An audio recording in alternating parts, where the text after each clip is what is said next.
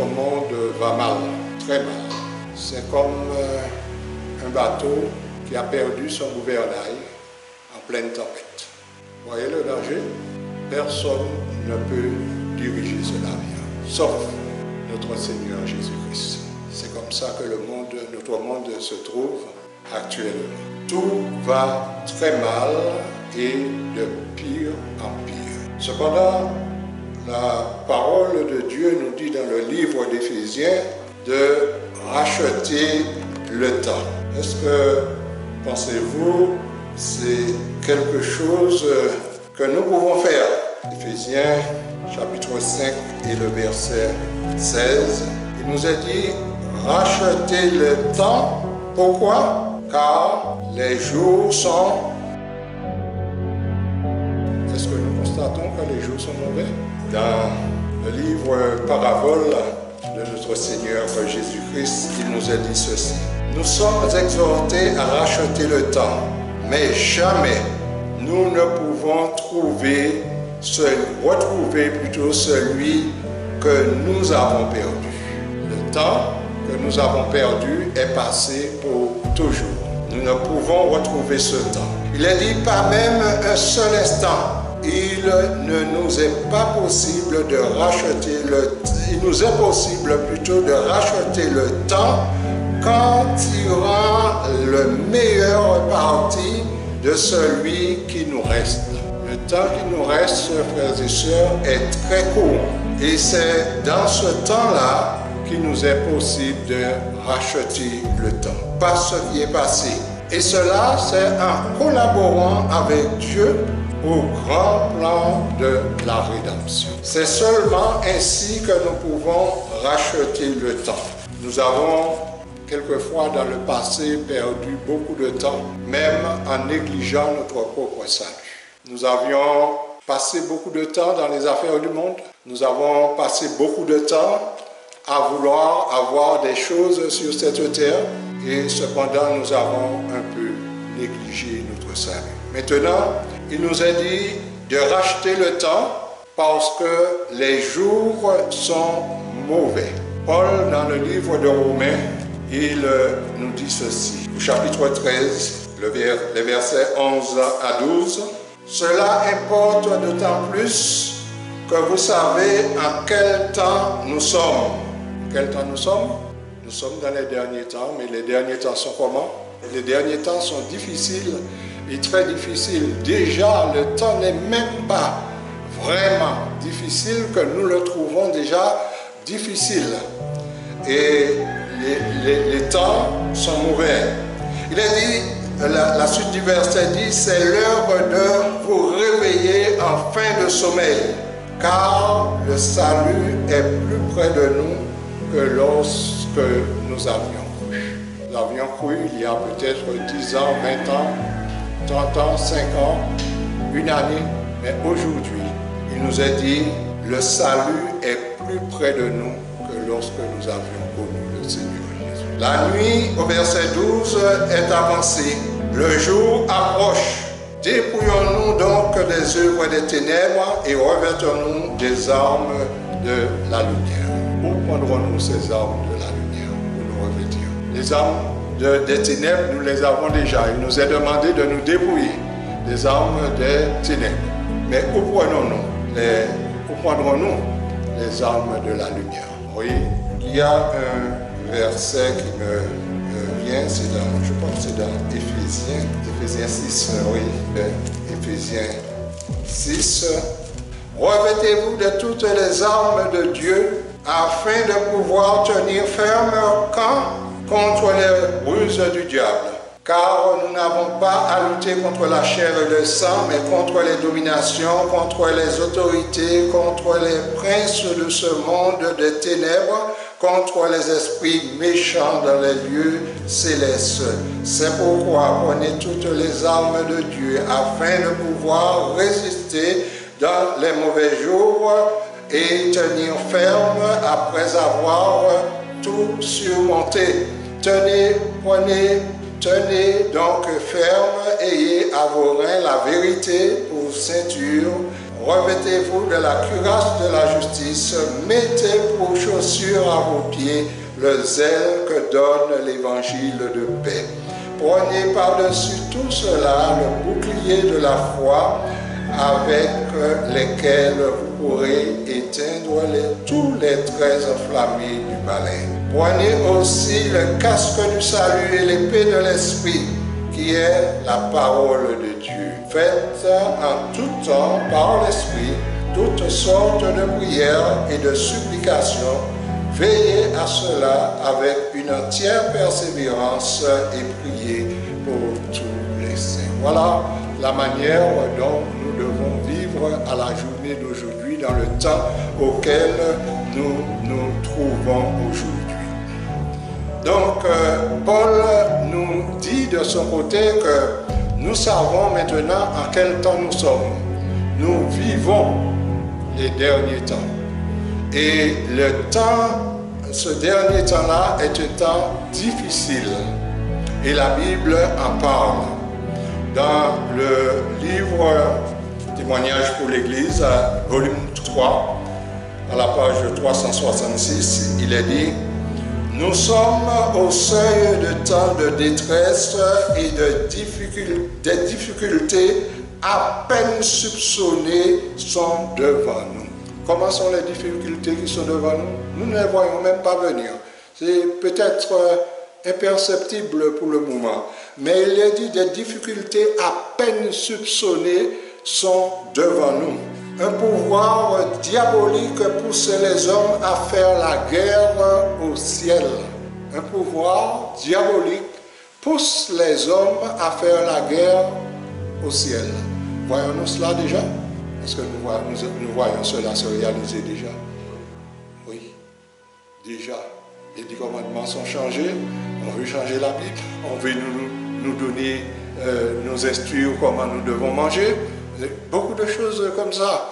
Il y a des lois qui sont votées en pleine nuit et après on est ébahi de voir qu'on met en exécution ces lois.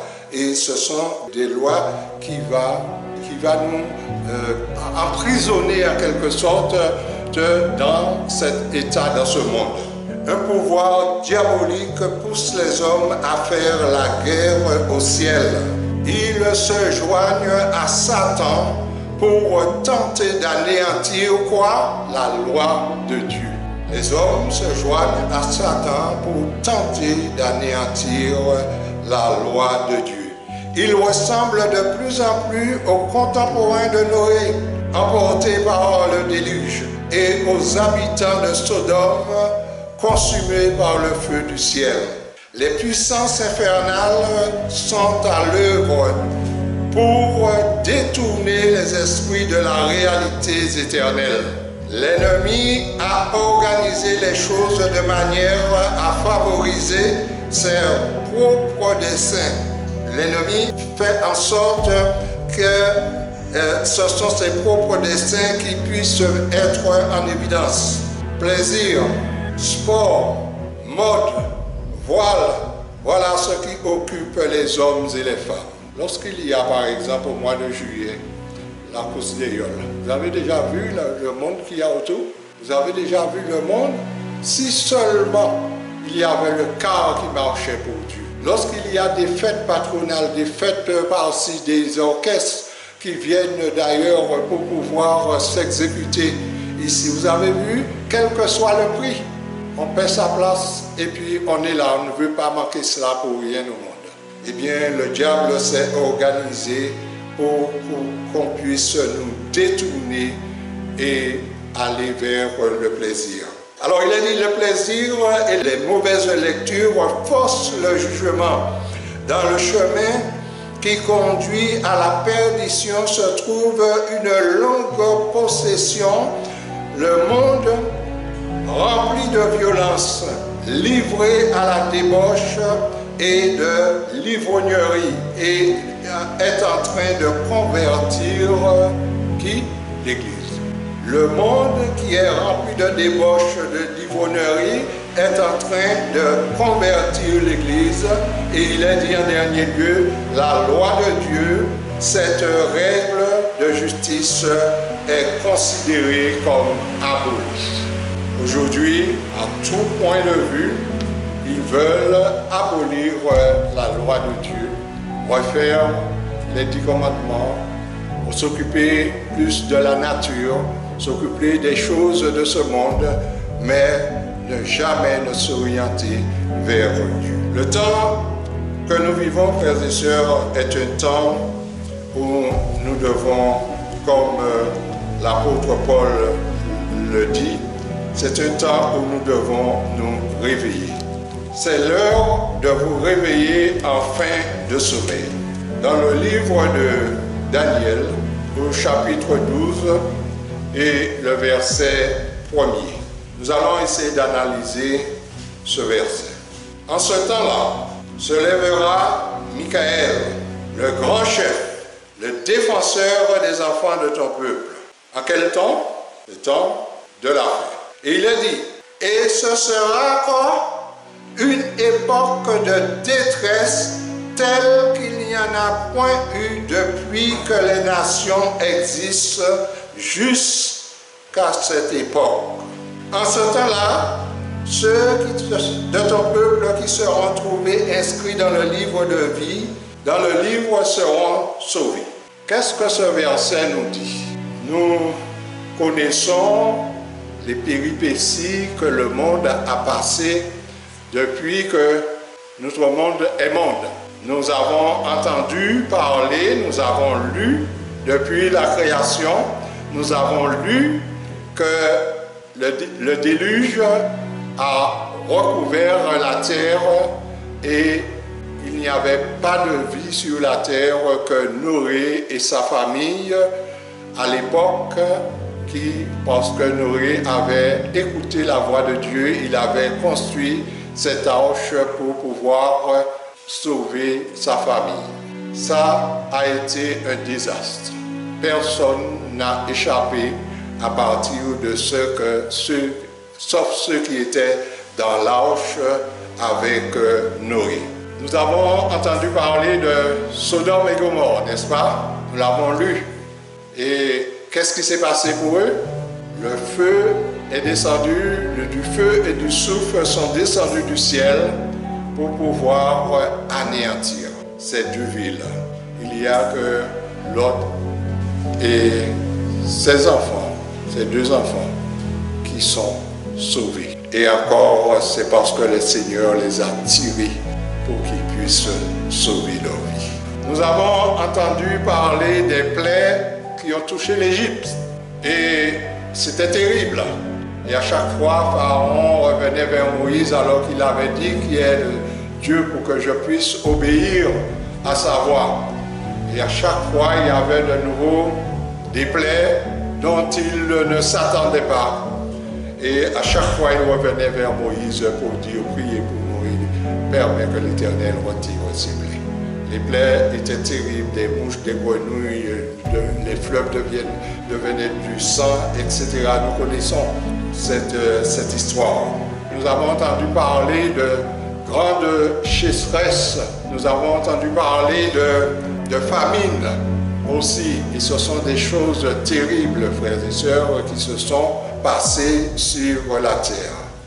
Nous avons entendu parler de guerres qui ont détruit par une grande quantité de la population, qui ont anéanti même des gens par milliers. Et nous avons entendu parler des tremblements de terre. Tout cela ne fait pas beaucoup. Qu'est-ce qu'il peut y avoir de plus que ça, frères et sœurs? Le verset de Daniel nous dit quoi là? Et ce sera une époque de détresse, la deuxième partie du verset, une époque de détresse telle qu'il n'y en a point eu depuis que les nations existent jusqu'à cette époque. De semblable, oui. Ce sera moindre que tout ce qui est déjà passé. Vous vous imaginez, frères et sœurs, tout ce qui est passé dans le monde, déluge, tremblement de terre, le souffle qui est descendu, les guerres et tout ça, ce n'est rien à côté de ce qui nous attend. Je ne veux pas être alarmiste, frères et sœurs, ce matin, mais c'est une réalité que nous devons comprendre, que nous devons savoir et nous chercher la solution. car il y a une solution. Il y a un remède pour cela. Dernièrement, j'entendais quelqu'un dire, le Seigneur disait, heureux dès à présent les morts qui meurent dans le Seigneur, car les œuvres les suivront. C'est un texte d'Apocalypse 14. Et certains, en entendant cela, en eux-mêmes, Seigneur, permets que je ne sois pas là pour voir toutes ces choses. Mais c'est le Seigneur qui décide. La parole de Dieu dit heureux. Ils sont heureux parce qu'ils n'ont pas à subir ces choses-là, ni la seconde mort, parce qu'ils sont morts en Jésus-Christ.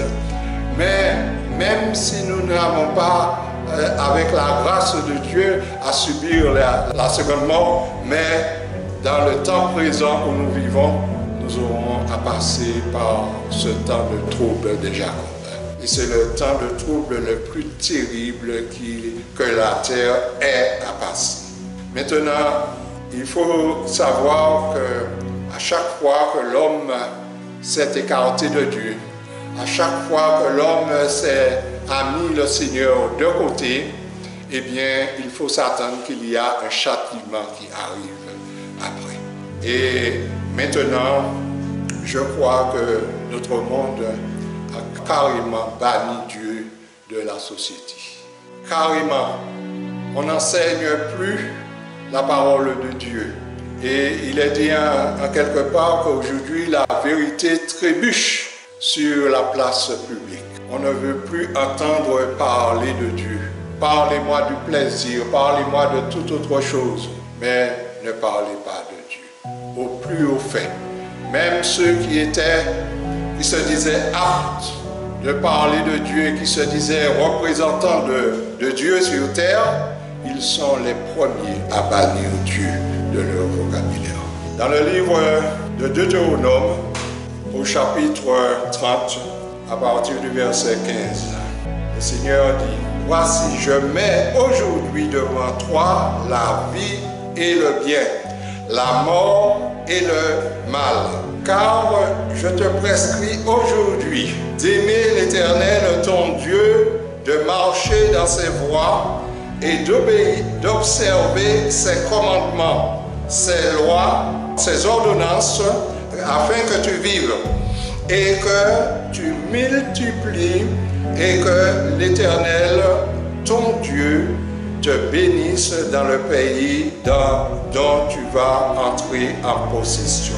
Mais si ton cœur se détourne et si tu n'obéis point et si tu te laisses entraîner à te prosterner devant d'autres dieux et à les servir, je vous déclare aujourd'hui, vous périrez, que vous ne prolongerez point vos jours dans le pays dont vous allez entrer en possession après avoir passé le journée. Je prends aujourd'hui à témoin contre vous le ciel et la terre.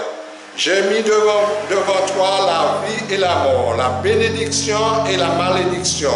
Choisis la vie afin que tu vives, toi et ta postérité, pour aimer l'Éternel ton Dieu, pour obéir à sa voix et pour t'attacher à lui, car de là dépend de ta vie et la prolongation de tes jours, et c'est ainsi que tu pourras demeurer dans le pays que l'Éternel a juré de donner à tes pères, Abraham, Isaac et Jacob. Ici, frères et sœurs, on pourrait penser que ces paroles s'adressent seulement aux Israélites, mais nous sommes aujourd'hui, n'est-ce pas, des Israélites? Eh bien, ces paroles s'adressent aussi à nous qui vivons dans les derniers temps. Le Seigneur nous dit, n'oubliez pas, j'ai mis devant vous la vie et le bien, le mal et la mort. C'est à nous de choisir, ça dépend du choix que nous ferons. Si nous choisissons la vie, eh bien nous allons aimer l'Éternel, nous allons observer ses lois, ses commandements. Et si nous choisissons de l'autre côté la mort, eh bien tout ce que le monde nous offre, nous allons choisir aussi avec son plaisir, avec tout cela. Mais sachez qu'à l'issue de tout cela, c'est l'amour. Daniel 12 dit, nous allons revenir dans Daniel au chapitre 12, il est dit, en ce temps-là se lèvera Michael, le grand chef, le défenseur des enfants de ton peuple, et ce sera une époque de détresse telle qu'il n'y en a point eu depuis que les nations existent jusqu'à cette époque. Nous allons vérifier un texte de Matthieu au chapitre 24, le verset 21. C'est Jésus qui parle ici. Car alors la détresse sera si grande qu'il n'y en a point eu de pareil depuis le commencement du monde jusqu'à présent et qu'il n'y en aura jamais. La détresse sera si grande que le monde n'a pas connu cela dans le passé et il n'y en aura plus jamais une telle détresse. Verset 22, il est dit, et si ce jour n'était abrégé, personne ne serait sauvé. Mais à cause des élus, ces jours seront abrégés. Si cette détresse devait durer dans le temps, personne ne serait sauvé. Nous aurions tous succombé. Mais comme le Seigneur a choisi d'abréger ce temps, de raccourcir ce temps, alors il y en aura des sauvés. Tant que ce sera terrible, frères et sœurs. Restez à l'écoute sur la voie du Sinaï, soyez bénis.